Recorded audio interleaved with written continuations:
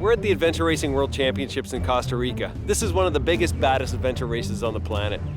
It's an 840-kilometer race. It goes coast to coast, border to border in Costa Rica. We're expecting to finish in 8 to 10 days.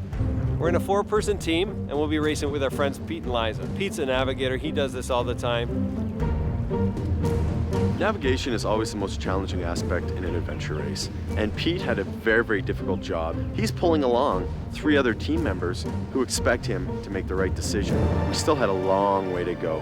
We had big mountain bikes ahead of us. We had this monstrous trekking section where we're going to the tallest peak in Costa Rica, and then this lost jungle valley with no road access at all. After that, big whitewater sections ahead of us, more paddling, big mountain bikes. So there was still a ton of race to look ahead to, and it was daunting.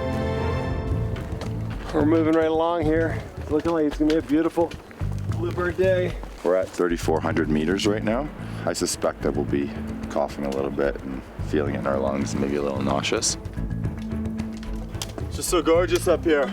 It's a beautiful trail that we're taking to the summit, and really lifts the spirits. It's pretty rewarding when you can look around and you see an extensive view like that. We're at the top. So we bagged this one in 10 minutes under what we wanted to bag it under. 10 minutes out of schedule. Boom, highest peak bagged. You've been through some really bad, rough spells, but you know, it definitely lifts the spirits and makes you feel like it was a bit worth it to go through this to get to this point.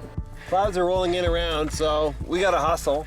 We're gonna head down here and go after that stuff.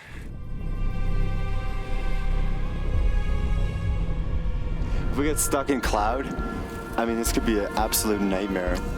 Guys, whatever the max pace you can hold is, let's start aiming for that, because the clouds are already coming across. It's tough up here.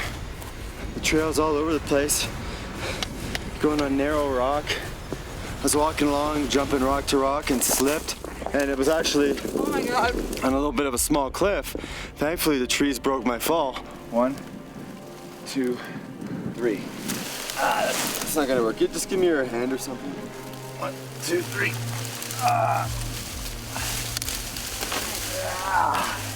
Oh yeah, just floating there on the branches.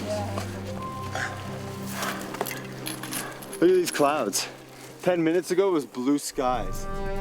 Pete's condition started to deteriorate as the morning went on. It was the first time in the race where I went from being the guy out in front to like, I need help. I was the one who was behind. I was just trying to keep up. On the ridgeline itself, if the fog rolls in, you can see probably 10 meters in front of you. And each ridge kind of works a little bit off of each other, and then every once in a while there's a ridge that goes the wrong way. And so if you're not careful, you can get on one of those ridges and start going too far northeast or too far southwest, and then you're really screwed because you got to climb all the way back up. we're not going north. No, but I mean, Yeah, the feature itself should have a big